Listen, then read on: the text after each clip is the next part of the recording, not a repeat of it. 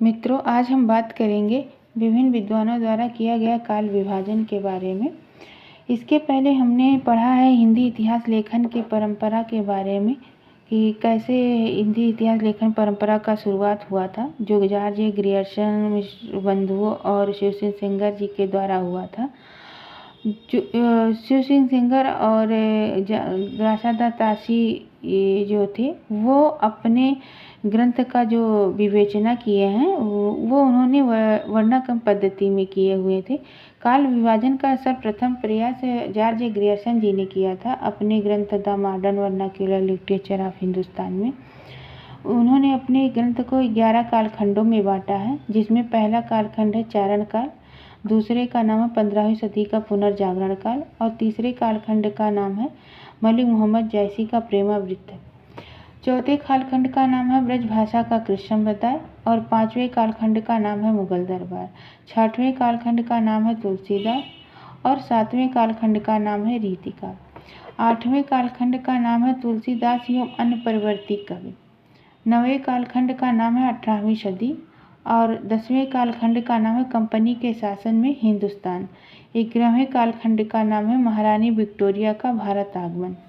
मित्रों, जो ग्रियर्सन जी हैं वो जो अपने कालखंड का नाम रखे हैं वो उस समय के, जिस समय का उन्होंने विभाजन किया है उस समय के एक महत्वपूर्ण व्यक्ति या परिस्थिति को लेकर, उसके विशेषता को लेकर ही अपने कालखंड का नाम रख दिए हैं। जैसे चारण काल को लेते हैं तो ये आदिकाल का नाम है। जो आदिकाल है उस समय राजा महाराजा के, जो आदिकाल का समय है 700 से 1400 के ईस्वी के बीच का समय, उस समय राजा महाराजाओं के यहाँ जो कवि हुआ करते थे वो उनके चरित्र का गान करते थे। ऐसे कवियों को भाट कवि या चारण कवि कहते थे, इसलिए उस काल को चारण काल रख दिया। इसी तरह इन्होंने अन्य सभी कालखंड को, मलिक मोहम्मद जायसी के समय को मलिक मोहम्मद जायसी प्रेमावृत्त रख दिए और ब्रजभाषा कृष्ण संप्रदाय को ब्रजभाषा संप्रदाय रख दिए और तुलसीदास के समय को तुलसीदास रख दिए, जो भक्ति काल के समय में आता है।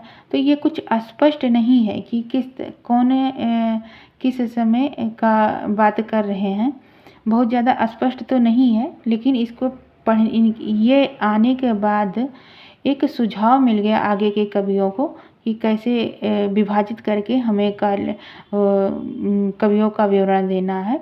तो आगे के लोगों के लिए, आगे के इतिहासकारों के लिए आसान हो गया। ये इनका पहला प्रयास था। तो इनके बाद जो दूसरा प्रयास किए थे काल विभाजन करने के लिए वो मिश्र बंधु जी थे। मिश्र बंधुओं में हमने बात की थी यस जी का। यस जी का अर्थ होता है पहले इसका श्याम बिहारी मिश्र और दूसरे का सुखदेव बिहारी मिश्र और तीसरे का गणेश बिहारी मिश्र होते हैं। ये 3 भाई थे। तीनों भाइयों ने मिलकर एक ग्रंथ लिखा था जिसका नाम था मिश्र बंधु विनोद, जो 4 भाग में आया हुआ था। पहला आया था 1913 में, पहला 3 भाग 1913 में आया था और चौथा भाग आया था 1934 में। उस ग्रंथ को इन्होंने 4-5 कालखंडों में विभाजित किया था मुख्य रूप से, और उनको अभी उपविभाजन जो किए थे वो कुल मिलाकर 8 कालखंडों में इन्होंने अपने ग्रंथ का विभाजन किया था मिश्र बंधु विनोद का। और इसका विभाजन का जो आधार था वो भाषागत थी।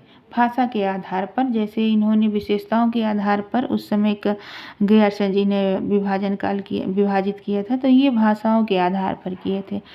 तो इन्होंने जो पहला जिसे हम आदिकाल के नाम से जानते हैं उसका नामकरण किया था आरंभिक काल। आरंभिक या प्रारंभिक कह लें, प्रारंभिक नाम गणपत चंद्र गुप्त जी ने भी दिया हुआ है। तो बहुत कन्फ्यूजन होता है दोनों नाम में। तो दोनों लोगों का ऑप्शन होने पर मिश्र बंधुओं का आरंभिक काल मानते हैं और ना होने पर तो भाई जो मिश्र बंधु हैं तो मिश्र बंधु सही होंगे और गणपत चंद्र गुप्त जी हैं तो गणपत चंद्र गुप्त जी सही होंगे। तो ये प्रारंभिक काल का समय जो माने हैं वह 700 से 1400 विक्रमी संवत माने हैं और इसका जो उपविभाजन किए हैं पूर्व प्रारंभिक काल या पूर्व आरंभिक काल और उत्तर आरंभिक काल। पूर्व आरंभिक काल या प्रारंभिक काल का समय 700 से 1343 विक्रमी संवत है और उत्तर आरंभिक काल का जो समय है वो 1344 से 1444 विक्रमी संवत तक का है। और इन्होंने दूसरा जो मुख्य कालखंड का नामकरण जो भक्ति काल है उसको माध्यमिक काल कहा। और माध्यमिक काल का जो समय है वो पूरा माध्यमिक काल जो है 1445 से 1680 है, पूरा माध्यमिक काल यानी पूरा भक्ति काल। लेकिन उसमें भी इन्होंने विभाजन किया है, जिसमें उन्होंने पूर्व माध्यमिक काल और पौण या उत्तर माध्यमिक काल कहा। तो पूरे माध्यमिक काल का जो समय है वो 1445 से लेकर 1560 विक्रमी संवत तक है और उत्तर माध्यमिक काल का जो समय है वो 1561 से लेकर 1680 विक्रमी संवत तक का समय है। और इन्होंने अपने तीसरे कालखंड का नाम यानी कि रीत काल का नाम जो है वो अलंकृत काल कहा। अलंकृत काल का जो समय है वो 1681 से लेकर 1889 विक्रमी संवत तक है।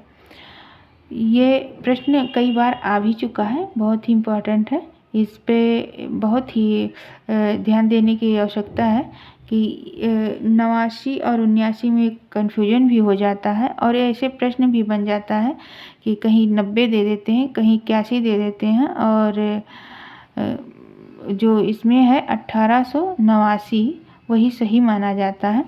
तो इस पे ध्यान देने की बात है। इसका भी उपविभाजन किए हैं, पूर्व अलंकृत काल और उत्तर अलंकृत काल। कभी कभी यहाँ से भी प्रश्न बनता है कि मिश्र बंधुओं ने उत्तर अलंकृत काल का समय कब से कब तक का माना है, तो वो भी ध्यान देने की लिए महत्वपूर्ण है। पूर्व अलंकृत काल का समय है 1681 से 1790 तक का और उत्तर अलंकृत काल का समय है 1791 से 1889 विक्रमी संवत तक का।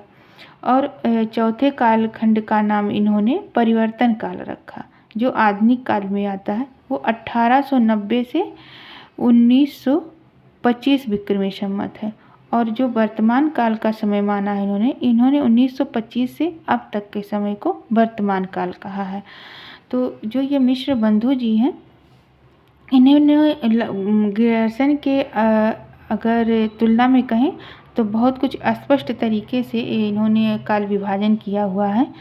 तो हमने पढ़कर आपका रिवीजन कराने का प्रयास किया है। मित्रों, आप लोग यहाँ तक देखें, बहुत बहुत धन्यवाद आप सबका। और इसमें जो त्रुटियां रह जाती हैं उसे आप अपने कमेंट के माध्यम से बताइए, मैं आगे के वीडियो में सुधार